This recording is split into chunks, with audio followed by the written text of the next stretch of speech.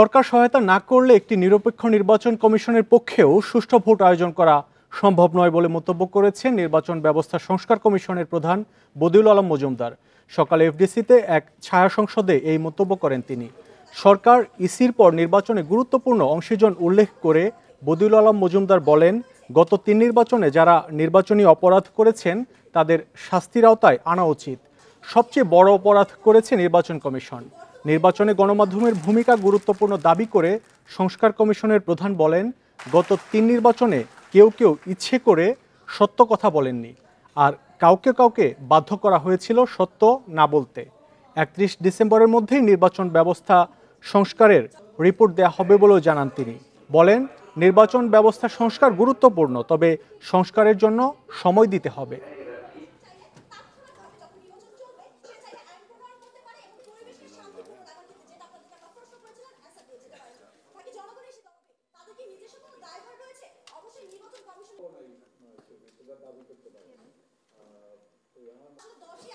সরকারি কর্মকর্তা কিংবা আইনশৃঙ্খলা রক্ষাকারী বাহিনীর সদস্য, তো যারা যদি সদাচরণ না করে, তারা যদি সঠিকভাবে দায়িত্ব পালন না করে, তারা যদি নির্বাচনকে বিভিন্নভাবে প্রভাবিত করার চেষ্টা করে, তাহলে সবচেয়ে সুষ্ঠু, সবচেয়ে কার্যকর নির্বাচন কমিশনের পক্ষেও, সবচেয়ে শক্তিশালী নির্বাচন কমিশনের পক্ষেও, সবচেয়ে নিরপেক্ষ নির্বাচন কমিশনের পক্ষেও সুষ্ঠু নির্বাচন করা সম্ভব নয়। আইনজীবী সাইফুল ইসলাম হত্যায় জড়িত কাউকে ছাড় দেওয়া হবে না জানিয়ে গুজব নিয়ে সবাইকে সতর্ক থাকতে বলেছেন ধর্ম উপদেষ্টা খালিদ হোসাইন। সকালে চট্টগ্রামের লোহাগড়ায় সাইফুলের কবর জিয়ারত শেষে শান্তি ও সম্প্রীতি বজায় রক্ষায় সবার প্রতি আহ্বান জানান তিনি। অন্তর্বর্তী সরকারকে বিব্রত করতে দেশি বিদেশি তৎপরতার কথা সামনে এনে ধর্ম উপদেষ্টা বলেন, অভ্যন্তরীণ সৌহার্দ্য রক্ষায় সজাগ থাকতে হবে। এ সময় প্রাথমিক ও গণশিক্ষা মন্ত্রণালয়ের উপদেষ্টা অধ্যাপক ডাক্তার বিধান রঞ্জন রায় পোদ্দারও উপস্থিত ছিলেন। পরে সাইফুলের পরিবারের সদস্যদের অর্থ সহায়তা দেন তারা।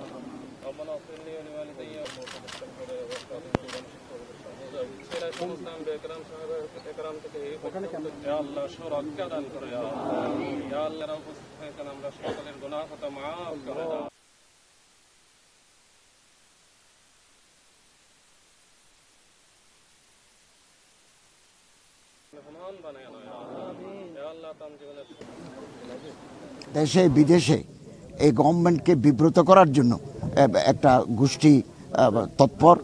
তো আমরা কোনো ক্রমে আমাদের অভ্যন্তরীণ সৌহার্দ্য, সম্প্রীতি, শান্তি, শৃঙ্খলা যাতে বিনষ্ট না হয়, বহাল থাকে, এর জন্য আমাদেরকে অত্যন্ত সজাগ এবং সচেতন থাকতে হবে। দোষী যেই প্রমাণিত হবে আমরা তাকে আইনের আওতায় এনে দৃষ্টান্তমূলক শাস্তি বিধান করব। আইনজীবী সাইফুল ইসলাম আলিফের হত্যাকারীদের বিচারের দাবিতে চট্টগ্রামের জমিয়াতুল ফালাহ মসজিদ থেকে মিছিল বের করেছে হেফাজতে ইসলাম বাংলাদেশ। এ নিয়ে আরও জানাতে চট্টগ্রাম থেকে যুক্ত হচ্ছেন সহকর্মী আব্দুল্লাহ রাকিব। আব্দুল্লাহ রাকিব, মিছিল কখন শুরু হয়েছে আর মিছিলে নেতৃত্ব দিচ্ছেন কারা? কি বলছেন মিছিলে যারা অংশ নিয়েছেন তারা? জুমার নামাজের পরই এই মিছিলটি বের করেছে হেফাজতে ইসলাম বাংলাদেশ। তারা যে দাবিতে কথা বলছে, যে বাংলাদেশে ইসকনকে নিষিদ্ধের দাবি তুলেছেন, একই সাথে বিচার হত্যাকারীর সাথে যারা যুক্ত তাদের ফাঁসির দাবি করেছেন। তারা বলছেন এটি একটি নিষিদ্ধ সংগঠন করতে হবে এবং এটি এই দেশে যে ধরনের ঘটনা ঘটাচ্ছে, বাংলাদেশের দেশি বিদেশি চক্রান্তের সাথে যুক্ত হয়ে তারা এই ধরনের অপশক্তির সাথে যুক্ত। এবং এখানে দেখেছি আমরা হেফাজতের কেন্দ্রস্থানীয় নেতৃবৃন্দ যুক্ত হয়েছেন। আমরা হারুন ইজাদ থেকে শুরু করে অন্যান্য যারা নেতৃবৃন্দ রয়েছেন, বিভিন্ন আলেম ওলামা, তারাও এই হেফাজতের যে বিক্ষোভ মিছিল এবং প্রতিবাদ সমাবেশ সেটিতে জড়িয়েছেন। তাদের একটাই দাবি যে বাংলাদেশ সরকারের কাছে তারা যে আইনজীবী আদালত চত্বরে যে ঘটনাটি ঘটেছে, অর্থাৎ আইনজীবী সাইফুল ইসলাম আলিফকে যে হত্যাকাণ্ডের ঘটনা হয়েছে, সেই হত্যাকাণ্ডের বিচার দাবি করে ফাঁসির দাবি করেছেন এবং যারা এবং যে ইসকন সংগঠন এটির সাথে যুক্ত তাদেরকে নিষিদ্ধের দাবি জানাচ্ছেন। এবং এই বলা চলে নগরীর প্রধান যে মসজিদ জমিয়াতুল ফালাহ মসজিদ, এই মসজিদ প্রাঙ্গণ থেকে এই মিছিলটি বের হওয়ার পর এখানে সর্বস্তরের মুসল্লি, বিভিন্ন শ্রেণী, পেশার এবং বয়সের মানুষজন এখানে যুক্ত হয়েছেন। তারা একটাই দাবি যে ইসকনকে নিষিদ্ধ করতে হবে, পাশাপাশি সাইফুল ইসলাম আলিফের উপর যে নির্মম নৃশংস কায়দায় হামলা চালিয়ে কুপিয়ে তাকে হত্যা করা হয়েছে, সেই বিষয়টি যারা যুক্ত তাদেরকে দ্রুত এখনো গ্রেফতার করা হয়নি, তারা ক্ষোভ জানিয়েছেন। তাদেরকে গ্রেফতার করে আইনের আওতায় এনে দ্রুত ফাঁসির দাবি জানিয়েছেন। একই সাথে তারা আরেকটি কথা বলছেন যে সরকার ভারতীয় আগ্রাসন যেটি চলছে, আধিপত্যবাদ এবং ভারতীয় গণমাধ্যমে বাংলাদেশের ব্যাপারে যে ধরনের গুজব রটানো হচ্ছে, সেই গুজব প্রতিরোধে আরও শক্তিশালী অবস্থান নিতে হবে বাংলাদেশ সরকারকে, অন্যথায় তারা আরও বেশি ষড়যন্ত্রে লিপ্ত হবে। এই মিছিলটি চট্টগ্রামের জামপাড়ার যে জমিতাল ফালা মসজিদ সেখান থেকে শুরু হয়ে সংক্ষিপ্ত একটি সমাবেশ হয়। সেই সমাবেশের পরে সেটি এখন নগরীর জিসি মোড়ে আছে এবং সেখান থেকে 2 নম্বর গেট অভিমুখে গিয়ে সেখানে সমাপ্ত হবে বলে আমাদেরকে জানিয়েছিল এখানে নেতৃবৃন্দরা। এখানে প্রায় 1000 খানেক মানুষ এই মিছিলে যুক্ত হয়েছেন এবং এটি এখন পর্যন্ত আসলে শেষ হচ্ছে না। পুরো পেছনে আমরা যতটুকু দেখছি, যতটুকু চোখ যায়, বিশাল একটি মিছিলে পরিণত হয়েছে এবং বলা চলে মানুষের যে ক্ষোভ, অর্থাৎ যে আদালত চত্বরে যে ঘটনাটি ঘটেছে সেই ঘটনার প্রতিবাদে মানুষের ক্ষোভেরই বিস্ফোরণ বলা চলে আজকের এই মিছিল। এবং সেই মিছিলে হাজারো মুসল্লি জনতা যুক্ত হয়েছেন। তাদের একটাই দাবি যে নিষিদ্ধ যে সংগঠন ইসকন তারা যে কর্মকাণ্ড বাংলাদেশের মাটিতে চালাচ্ছে এবং যে আইনজীবী হত্যাকাণ্ডের সাথে তাদের যুক্ত থাকার প্রমাণ ইতিমধ্যেই গণমাধ্যমে পুলিশের পক্ষ থেকেও জানানো হয়েছে, সেই বিষয়টিকে যাতে আমলে নিয়ে দ্রুত সরকার ইসকনকে নিষিদ্ধ করে সে দাবিটি তারা বারে বারে তুলছেন। একই সাথে তারা বলছেন যে এই হত্যাকাণ্ডের সাথে যারা জড়িত তাদেরকে ফাঁসির দাবিতে দ্রুত নিয়ে আসার জন্য তারা দাবি জানাচ্ছেন। মিছিলটা এখনো চলছে, সেই মিছিলে আমরাও সামিল আছি এবং সর্বস্তরের মানুষ, মুসল্লিরা তারা এখানে যুক্ত হয়েছেন এবং এটি বলা চলে চট্টগ্রামের এই হত্যাকাণ্ডের পরে সর্ববৃহৎ একটি মিছিলে পরিণত হয়েছে। সাধারণ মানুষের ক্ষোভ, যে সে ক্ষোভটির বহিঃপ্রকাশ আমরা দেখছি এই বিক্ষোভ মিছিলে এবং তাদের একটাই দাবি ইসকনকে নিষিদ্ধ করতে হবে। একই সাথে সাইফুল ইসলাম আলিফের হত্যাকাণ্ডের সাথে ইসকনের যেসব সন্ত্রাসীরা যুক্ত তাদেরকে দ্রুত আইনের আওতায় এনে ফাঁসির যে বিচার ব্যবস্থা সেটি যাতে দ্রুত নিশ্চিত করা হয় সরকারের কাছে এবং প্রশাসনের কাছে বারে বারে তারা একই দাবি জানাচ্ছেন। এখানে সর্বস্তরের মুসল্লিরা যুক্ত হয়েছেন। জুমার নামাজের পরে বিভিন্ন মসজিদ থেকেও মুসল্লিরা এই মিছিলে যুক্ত হয়েছেন এবং তাদের একটাই দাবি সাইফুল ইসলাম আলিফের উপর যে নৃশংস নির্মম কায়দায় হত্যাকাণ্ড এবং কুপিয়ে যে ঘটনা ঘটিয়েছে সেই ঘটনায় যারা জড়িত তাদেরকে যাতে দ্রুত বিচার। আইনজীবী সাইফুল ইসলাম আলিফ হত্যার প্রতিবাদে চট্টগ্রামে হেফাজতে ইসলাম বিক্ষোভ মিছিল করছে। আমরা এতক্ষণ ছিলাম সেখানে। আমরা এখন যাচ্ছি জাতীয় মসজিদ বাইতুল মোকাররমেও জুমার নামাজের শেষে বিক্ষোভ করছে হেফাজতে ইসলাম সহ বিভিন্ন সংগঠন। আমরা সরাসরি চলে যাচ্ছি সেখানে।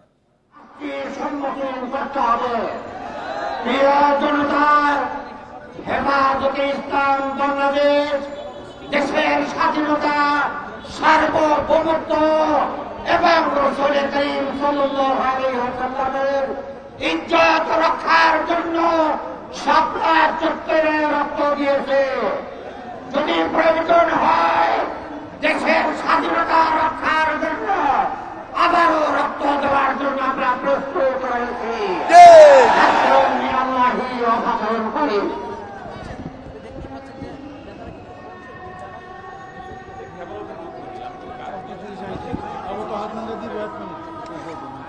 এই মুহূর্তে বক্তব্য রাখবেন আমাদের মাঝে, এই মুহূর্তে বক্তব্য রাখবেন বিশিষ্ট ইসলামী আলোচক জনাব আবু তোহা আদনান।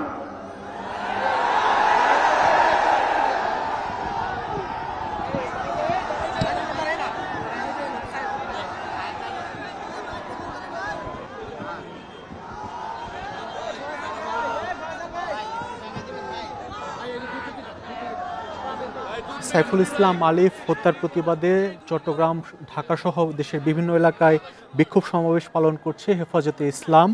আমরা এই মুহূর্তে আছি জাতীয় মসজিদ বাইতুল মোকাররমের উত্তর গেটে। সেখানে হেফাজতে ইসলামের ব্যানারে বিক্ষোভ সমাবেশ অনুষ্ঠিত হচ্ছে। সেখানে বক্তব্য রাখছেন হেফাজতে ইসলাম সহ বিভিন্ন আলেম সমাজের নেতারা।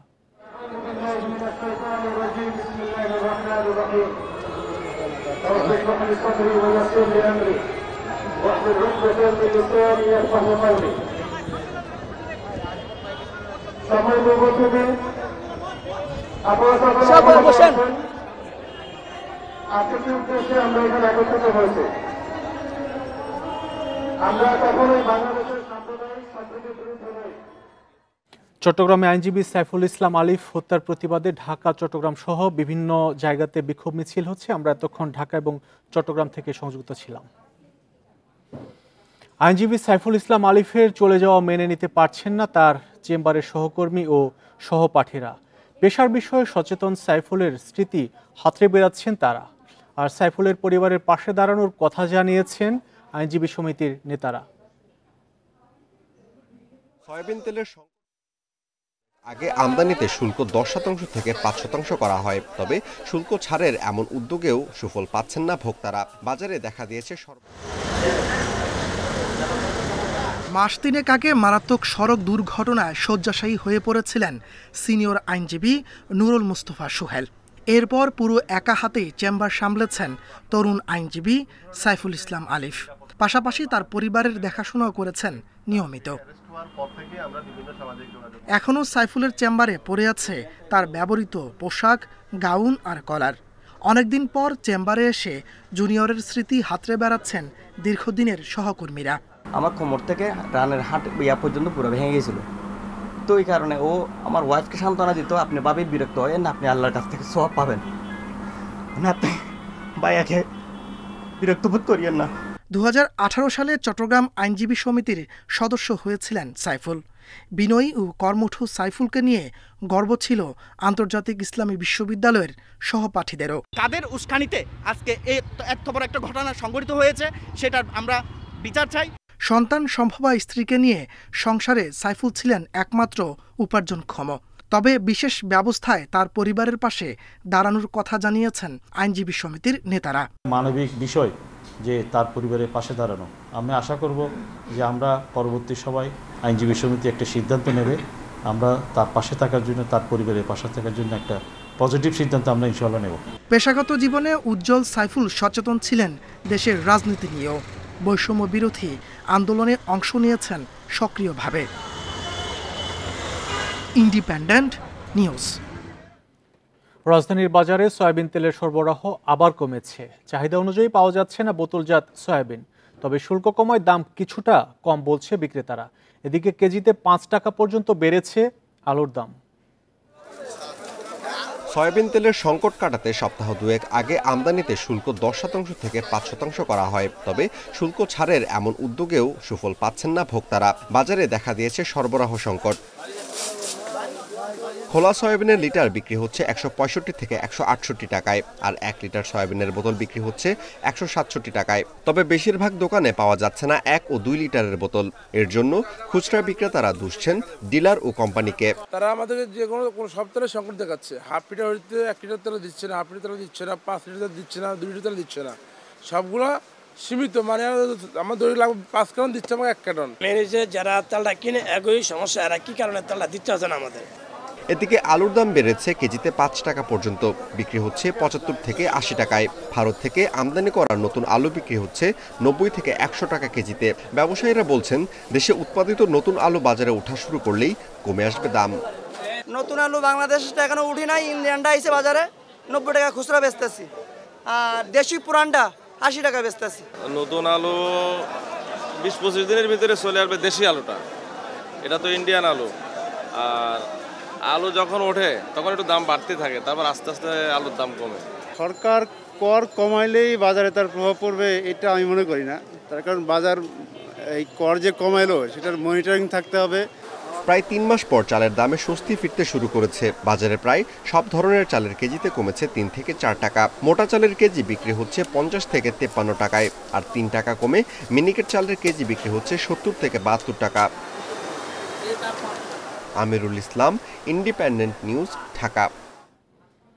দেখছেন বিরতিহীন সংবাদ দুপুর। এরপর অন্যান্য খবরের সঙ্গে আরও থাকছে। কারখানায় দিনে 100 কোটি ঘনফুট গ্যাসের অভাব, উৎপাদন ব্যাহত, বাজার হারিয়ে রপ্তানি আয় কমার আশঙ্কা।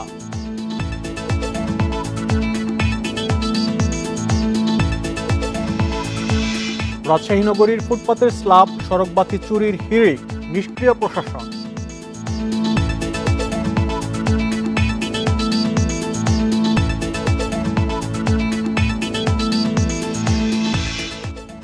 জামালপুরের চরাঞ্চলে মৌসুমের শুরুতে অতি বৃষ্টি ও শীতে রোগবালাইয়ের আক্রমণে ক্ষতির মুখে সবজি চাষিরা। এর ফলে লোকসানের আশঙ্কা তাদের, যার প্রভাব পড়তে পারে বাজারেও। তবে মৌসুমের এখনো সময় থাকায় ফলন নিয়ে আশাবাদী কৃষি বিভাগ। বলছে ক্ষতিগ্রস্তদের দেয়া হবে প্রণোদনা। করলা, পটল, চিচিঙ্গা, টমেটো, শসা সহ নানা জাতের শীতকালীন সবজির আগাম চাষ হয় জামালপুরের বিস্তীর্ণ চরাঞ্চলে। কিন্তু এবার জমিতেই গাছ মরে যাওয়া সহ রোগবালাইয়ের কারণে লোকসানে চাষিরা। তারা বলছেন, মৌসুমের শুরুতে অতিবৃষ্টির কারণে ঝরে গেছে অনেক সবজির মুকুল। এখন সবজি তোলার আগ মুহূর্তে বেড়েছে পোকার আক্রমণ। সার কীটনাশক দিয়েও কোনো লাভ হয়নি।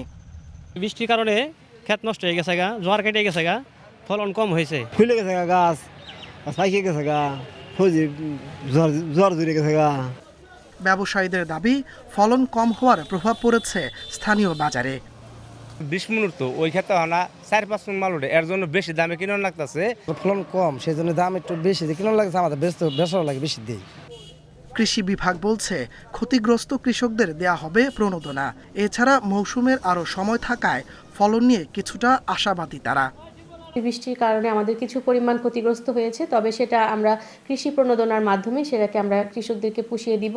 আর যেহেতু আমাদের এখনো অনেকটা সময় আছে, কাজে আমাদের যে লক্ষ্যমাত্রা সেটা আমরা অর্জনে সক্ষম হব বলে আমরা আশা করছি। গত মৌসুমে জেলায় 17,252 হেক্টর জমিতে শীতকালীন সবজির আবাদ হয়। এবছর এখন পর্যন্ত আবাদ হয়েছে 14,045 হেক্টর জমিতে। Independent news. এবার শীতকালীন সবজির উৎপাদন ও বাজার পরিস্থিতি নিয়ে জানবো। মেহেরপুর থেকে যোগ দিচ্ছেন সহকর্মী রাজিবুল হক। রাজিবুল হক, কি পরিস্থিতি দেখছেন মেহেরপুরে? শীতকালীন যে সবজির উৎপাদন, সেই উৎপাদন গত বছরের তুলনায় এবছর কতটুকু বেড়েছে বা কমেছে? আর দামের যে বিষয়টি, সেই দামের তারতম্য কি পরিমাণ দেখছেন জেলা শহর বা ঢাকা থেকে? আপনার মেহেরপুরের দামের তফাৎটা একটু জানাবেন। মেহেরপুরে কিন্তু এবছরে প্রায় শীতকালীন সবজি চাষ হয়েছে প্রায় 4,000 হেক্টর জমিতে। এর মধ্যে হেক্টর প্রতি কৃষি বিভাগ যে উৎপাদন লক্ষ্যমাত্রা হচ্ছে সেটা হচ্ছে হেক্টর প্রতি এখানে উৎপাদন হবে প্রায় 23 মেট্রিক টন, অর্থাৎ বিপুল পরিমাণ যে সবজি আছে মেহেরপুর মাঠে। এবং এই সব সবজি কিন্তু স্থানীয় চাহিদা মেটানোর পাশাপাশি রাজধানী ঢাকা সহ দেশের কিন্তু বড় বড় যে বিভাগীয় শহরগুলো আছে সেই সব জায়গায় কিন্তু এই মেহেরপুরের সবজি মূলত এখান থেকে সরবরাহ করে থাকে কৃষকরা। তবে এবারে মাঠের যে অবস্থা, বর্তমানে মাঠে পর্যাপ্ত পরিমাণে সবজি রয়েছে, যে সবজিগুলো এখন যেহেতু সেটা শুরু, এই পর্যাপ্ত উঠছে না, তবে আর কিছুদিন বা সপ্তাহখানিক পর থেকে কিন্তু পর্যাপ্ত সবজি উঠতে থাকবে বাজারে।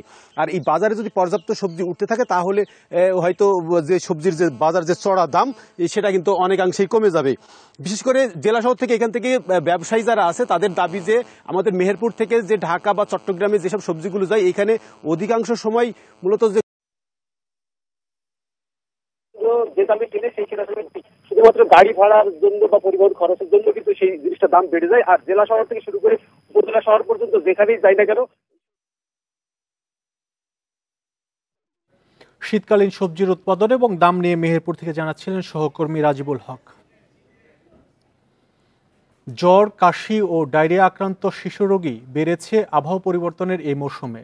শিশু হাসপাতালের বহির্বিভাগে চিকিৎসা নেওয়া রোগীর সংখ্যা অন্য সময়ের তুলনায় প্রায় দ্বিগুণ। শিশুদের রোগ প্রতিরোধ ক্ষমতা কম হওয়ায় নিউমোনিয়া, অ্যাজমার মতো মারাত্মক রোগ থেকে বাঁচাতে শিশুদের বিশেষ যত্নের পরামর্শ চিকিৎসকদের। আগারগাঁওয়ের বাংলাদেশ শিশু হাসপাতাল ও ইনস্টিটিউটের 2 নম্বর ওয়ার্ডে ভর্তি 6 মাসের শিশু তাহসিন। জ্বর ও ডায়রিয়ায় আক্রান্ত হয়ে 6 দিন আগে জামালপুর থেকে এই হাসপাতালে ভর্তি হয়। একই হাসপাতালের 1 নম্বর ওয়ার্ডে চিকিৎসাধীন ভোলার আয়াত রহমান। তীব্র জ্বর ও বমি না কমায় ভর্তি করা হয় এই হাসপাতালে। চিকিৎসকরা বলছেন, ঋতু পরিবর্তনের এ সময়ে বাতাসে জীবাণুর ঘনত্ব বেশি থাকে। ছোট্ট শিশুদের রোগ প্রতিরোধ ক্ষমতা কম হওয়ায় অন্য সময়ের তুলনায় হাসপাতালে রোগীর সংখ্যা বেড়েছে। কাশি, সর্দি এবং ঠান্ডাজনিত রোগ বেড়ে গেছে। এই ঠান্ডাজনিত রোগ বেড়ে যাওয়ার কারণে কিছু কিছু বাচ্চা তখন এখান থেকে নিউমোনিয়া টার্ন করে, এবং অথবা বঙ্কিওলাইটিস একটা রোগ আছে আমাদের, অথবা যাদের অ্যাজমা আছে তাদের শ্বাসকষ্টের সময় বেড়ে যায়, তখন তাদের ভর্তির প্রয়োজন হয়ে যায়। শীতের এ সময়ে অভিভাবক যেন সন্তানের গোসলের পাশাপাশি গরম কাপড় পরানোর ক্ষেত্রেও সতর্ক হন, এ পরামর্শ বিশেষজ্ঞ চিকিৎসকদের। এই সময় একটু বাড়তি যত্ন খুবই প্রয়োজন। 10-12 টুকরা করে শুকনা সুতির কাপড় যদি বাচ্চার আশেপাশে রেখে দেওয়া যায়, প্রতি ঘন্টায় না হলেও 2-3 ঘন্টা পরপর শুকনা পাতলা সুতির কাপড় দিয়ে মাথার পিছনটা পিঠটা একটু মুছে দেওয়া যায়, তাহলে কিন্তু বাচ্চার ঘাম জমে গিয়ে আর ঠান্ডা লাগার সম্ভাবনা থাকে না। আমরা এই ভুল করি, ঠান্ডা কমে গেলে পানি কমাই দিই, কিন্তু যখন পানি খেতে হয় তারপরে একটু স্বাস্থ্যকর খাওয়া, ভিটামিন সমৃদ্ধ খাওয়া, ভিটামিন সি, মাল্টিভিটামিন সমৃদ্ধ খাওয়া একটু বেশি খেতে হয়, তাহলে একটু আমাদের আক্রমণটা কম হবে। বাংলাদেশ শিশু হাসপাতাল ও ইনস্টিটিউটের তথ্য বলছে, অন্য সময়ে প্রতিদিন বহির্বিভাগে চিকিৎসা নেওয়া 1000 রোগীর মধ্যে জ্বর, ঠান্ডা বা নিউমোনিয়ায় রোগী আসে 140 থেকে 150, কিন্তু নভেম্বরে এ ধরনের রোগীর সংখ্যা 300 ছাড়িয়েছে। Buddhadeb Kundu, independent news, Dhaka. টাইফয়েডের জীবাণুতে অ্যান্টিবায়োটিক প্রতিরোধী জিন পেয়েছে চট্টগ্রাম বিশ্ববিদ্যালয়ের গবেষকরা। এগুলো মানুষের শরীরের অন্য ব্যাকটেরিয়ার জিনগত পরিবর্তন ঘটাতে পারে বলে শঙ্কা গবেষকদের। অনুসন্ধানে পাওয়া বেশিরভাগ সালমোনেলা জীবাণু অ্যান্টিবায়োটিক রোধী। চট্টগ্রামের হাসপাতাল, রেস্তোরাঁ আর বাসা থেকে নেয়া 150 পানির নমুনা নিয়ে এই গবেষণা হয়েছে। খাবার পানিতে জীবাণু শনাক্তে 2022 সাল থেকে গবেষণা শুরু করেন চট্টগ্রাম বিশ্ববিদ্যালয়ের শিক্ষক শিক্ষার্থীরা। এরই অংশ হিসেবে বিশ্ববিদ্যালয় এবং শহরের 150টি উৎস থেকে নমুনা নেওয়া হয়। এর মধ্যে 8টিতে টাইফয়েডের সালমোনেলা টাইপি জীবাণু পাওয়া যায়। এসব জীবাণুর 87 ভাগই বিভিন্ন ধরনের অ্যান্টিবায়োটিক রোধী।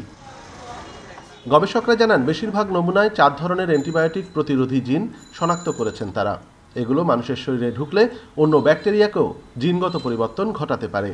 ফিজিওলজিক্যাল সিস্টেমে অ্যান্টিবায়োটিক রেজিস্ট্যান্ট জিন ঢুকে যেতে পারে, যেটা খুবই কনসার্নিং। কারণ মানুষ তো পানি পান করছে, তার মাধ্যমে এই জিনগুলো ঢুকে যাচ্ছে আমাদের শরীরের মধ্যে। কোনো না কোনো সময়ে হয়তো আমাদের জেনেটিক লেভেলে অনেক বড় ধরনের পরিবর্তন চলে আসতে পারে এই কন্টামিনেশনের ফলে। চিকিৎসকরা বলছেন, বিশেষ প্রক্রিয়ায় পানি বিশুদ্ধ করা ছাড়া এসব জীবাণু দূর করা সম্ভব নয়। এছাড়া নতুন ওষুধ নিয়েও কাজ করছেন গবেষকরা। 100 ডিগ্রি সেন্টিগ্রেডে 1 ঘন্টা ধরে পানি ফুটানো, আর একটা হচ্ছে যদি আমাদের সামর্থ্যকে রিভার্স অসমোসিস অথবা আরও প্লান্ট, যেটা এটার মাধ্যমে আমরা ওই জীবাণুটাকে ফিল্টার করে আমরা খেতে পারি। এই বের হওয়ার সবচেয়ে বড় সমাধান হচ্ছে এমন ড্রাগ নিয়ে আসা যেটা হয়তো রেজিস্ট্যান্স ডেভেলপমেন্ট হবে না, সেটা হতে পারে প্রোবায়োটিক। আমরা আমাদের ল্যাবে ইনশাআল্লাহ শুরু করেছি প্রোবায়োটিকের কাজ। আমি আশাবাদী হয়তো আপনাদের কিছু ভালো রেজাল্ট দিতে পারবো। এই গবেষণায় যুক্ত রয়েছেন জৈব প্রযুক্তি বিভাগের 2 শিক্ষক ও 2 শিক্ষার্থী। এতে অর্থায়ন করেছে চট্টগ্রাম বিশ্ববিদ্যালয়ের গবেষণা সেল। অনুপম শীল, ইন্ডিপেন্ডেন্ট নিউজ, চট্টগ্রাম। উত্তরের জেলা পঞ্চগড়ে জেঁকে বসতে শুরু করেছে শীত। দুপুর ও বিকেলে শীতের তীব্রতা কম থাকলেও সকাল সন্ধ্যায় বাড়ে তীব্র হয় শীতের প্রকোপ। আবহাওয়া অফিস জানিয়েছে, সকাল 9টা পর্যন্ত পঞ্চগড়ে সর্বনিম্ন তাপমাত্রা 11.3 ডিগ্রি সেলসিয়াস রেকর্ড করা হয়েছে, যা এই মৌসুমের সর্বনিম্ন তাপমাত্রা। এছাড়া চুয়াডাঙ্গায় 16 ডিগ্রি সেলসিয়াস তাপমাত্রা রেকর্ড করা হয়েছে। গত 4 দিন ধরে সেখানে তাপমাত্রার পারদ 14 থেকে 16 ডিগ্রির মধ্যে ওঠানামা করছে বলে জানিয়েছে আবহাওয়াবিদরা। এদিকে শীতের তীব্রতা বাড়ার সাথে সাথে ভোগান্তিতে পড়ছেন শ্রমজীবী ও কৃষকরা। রাত থেকে সকাল পর্যন্ত ঘন কুয়াশা ও শীতের তীব্রতায় কাজ ব্যাহত হচ্ছে বলে জানিয়েছেন তারা। শীতের সাথে বেড়েছে ঠান্ডাজনিত রোগের প্রকোপও।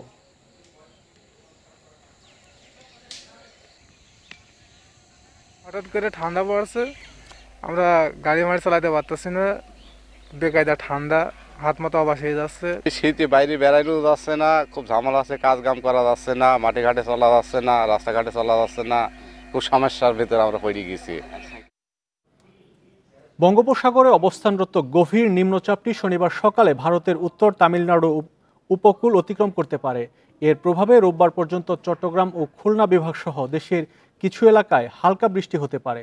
দেশের সব সমুদ্র বন্দরে 1 নম্বর সতর্ক সংকেত জারি রয়েছে। গত শনিবার বঙ্গোপসাগরে তৈরি হয় লঘুচাপ, পরে সেটি সুস্পষ্ট লঘুচাপ নিম্নচাপ দশা পেরিয়ে মঙ্গলবার গভীর নিম্নচাপে পরিণত হয়।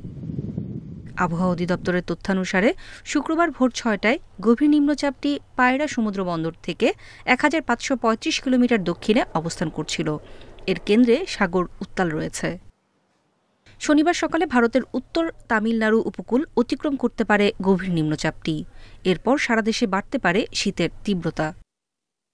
2 দিন ধরে যে তাপমাত্রা যে একটা কমার ছিল সেটা থমকে গেছে। তাপমাত্রাটা 2 দিন কমবে না ওইভাবে, রাতে তাপমাত্রাটা কিছুটা বাড়বে, অর্থাৎ দিনের তাপমাত্রাটা কিছু কমতে পারে। তবে যখন এই গভীর নিম্নচাপটা পুরোপুরি উপকূল অতিক্রম করে যাবে, যাওয়ার পরে কিন্তু আপনার তাপমাত্রাটা কমবে এবং সারা দেশে তাপমাত্রাটা কমবে এবং শীতের প্রকোপটা সে সময় বাড়বে। ডিসেম্বর একাধিক শৈত্যপ্রবাহেরও আশঙ্কা রয়েছে বলে জানিয়েছেন আবহাওয়াবিদেরা। শৈত্যপ্রবাহ যেহেতু আমাদের নভেম্বর মাস শেষে ডিসেম্বর জানুয়ারি এই সময় তো শীতের তীব্রতাটা বাড়বে এবং সেক্ষেত্রে শৈত্যপ্রবাহের সম্ভাবনা আছে এবং এটা থাকবে। সবকিছু বিবেচনা করে অ্যানালাইসিস করার পর হয়তো আমরা বলতে পারি শৈত্যপ্রবাহটা ডিসেম্বর মাসে কয়টা শৈত্যপ্রবাহ হবে এবং এটা কি অবস্থা কবে থেকে শুরু হবে, এই জিনিসটা আমরা রবিবারে হয়তো এটা ভালোভাবে বোঝা যাবে। তবে ডিসেম্বর মাসে শৈত্যপ্রবাহ আসবে। এদিকে আগামী 2 দিন সারা দেশে রাতের তাপমাত্রা সামান্য বাড়লেও কমতে পারে দিনের তাপমাত্রা। শুক্রবার ভোর 6টা পর্যন্ত 24 ঘন্টায় দেশের সর্বনিম্ন তাপমাত্রা রেকর্ড করা হয় তেঁতুলিয়ায় 11.3 ডিগ্রি সেলসিয়াস। নূরে জান্নাত, ইন্ডিপেন্ডেন্ট নিউজ, ঢাকা। পর্যাপ্ত ডলার ও গ্যাস সংকটে হুমকিতে দেশের সিরামিক খাত। এ খাতের প্রতিষ্ঠানগুলোর উৎপাদন কমে গেছে অর্ধেকের বেশি। এতে দৈনিক ক্ষতির পরিমাণ প্রায় 20 কোটি টাকা। লোকসানে পড়ে ব্যবসা গুটিয়ে নিচ্ছেন অনেক উদ্যোক্তা। শিল্পকে টিকিয়ে রাখতে সরকারকে কার্যকরী পদক্ষেপ নেওয়ার তাগিদ দিচ্ছেন বিশেষজ্ঞরা। সিরামিক খাতে দেশি বিদেশি বিনিয়োগ প্রায় 17,000 কোটি টাকা। যদিও দীর্ঘদিন ধরে গ্যাস সংকটে হুমকির মুখে পড়েছে এই খাত। পূর্ণ সক্ষমতা ব্যবহার করতে না পারায় এ খাতের 70টি প্রতিষ্ঠানের 50% উৎপাদন ব্যাহত হচ্ছে। ঢাকা, গাজীপুর, ময়মনসিংহ ও নরসিংদীতে 25টির মতো সিরামিক কারখানায় গত কয়েক মাস ধরে পর্যাপ্ত গ্যাস নেই। পণ্যের গুণগত মান ধরে রাখতে সিরামিক কারখানাগুলোতে সাধারণত প্রতি বর্গ ইঞ্চিতে 15 পাউন্ড গ্যাসের চাপের প্রয়োজন হয়। পাওয়া যাচ্ছে এর অর্ধেক। অন্যদিকে আন্তর্জাতিক বাজারে কাঁচামালের দামও বেড়েছে 40% পর্যন্ত। ফলে নানামুখী সংকটে ব্যবসা চালাতে হিমশিম খাচ্ছেন উদ্যোক্তারা। ফ্যাক্টরিগুলো বন্ধ আছে, 50% প্রোডাকশন কমিয়ে দিয়েছে, কিন্তু সেটা আমরা মেনে নিচ্ছি। কিন্তু কতদিন এটা চলবে? যারা কাজ করতো তারা আজকে ওদের কাজ নেই, তাদের কথা আপনারা চিন্তা করতে হবে। আমরা যারা আমরা বলতেছি আমরা মালিক, আসলে তো আমরা মালিক না, আমরা ব্যাংক থেকে টাকা নিয়েছি। আমরা আসলে দিনকে দিন ঋণগ্রস্ত হচ্ছি। এদিকে ডলার সংকটে ঋণপত্র খুলতে ব্যাংকে ব্যাংকে ঘুরতে হচ্ছে উদ্যোক্তাদের।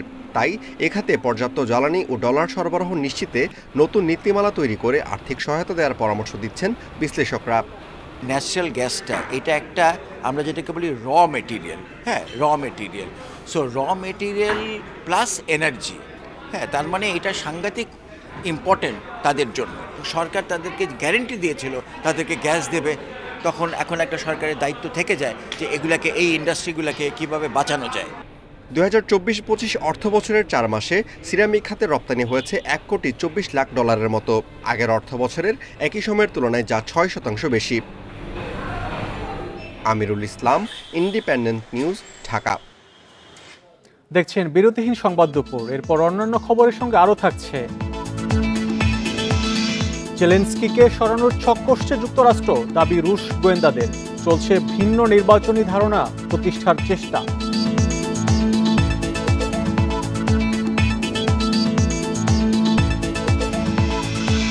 অনূর্ধ্ব-19 এশিয়া কাপে আফগানদের মুখোমুখি চ্যাম্পিয়ন বাংলাদেশ।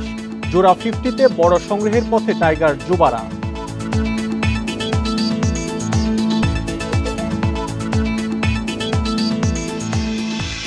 প্রশস্ত সড়ক আর ক্লিন সিটি হিসেবে রাজশাহী মহানগরীর সুখ্যাতি থাকলেও ঝুঁকিপূর্ণ হয়ে উঠেছে শহরের ফুটপাতগুলো।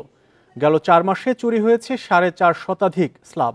সড়কবাতির তারও নিয়ে গেছে দুর্বৃত্তরা। প্রশাসনের নিষ্ক্রিয়তায় চুরির ঘটনা বাড়ছে, অভিযোগ নগরবাসীর। রাজশাহীর তেরোখাদিয়া থেকে সিটিহাট মোড় পর্যন্ত 575টি স্ল্যাবের 450ই চুরি হয়ে গেছে। মাদকসেবীরা রাতের অন্ধকারে এগুলো নিয়ে যাচ্ছে, পরে বিক্রি করে দিচ্ছে ভাঙাড়ির দোকানে।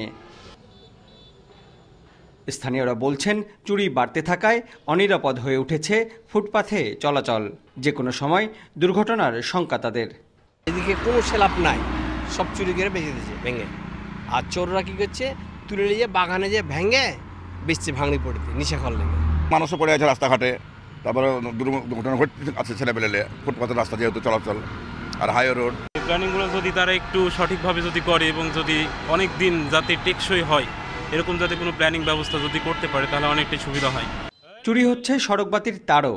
সম্প্রতি 4টি সড়কের মাটির নিচ থেকে প্রায় 920 মিটার বিদ্যুতের তার নিয়ে গেছে দুর্বৃত্তরা।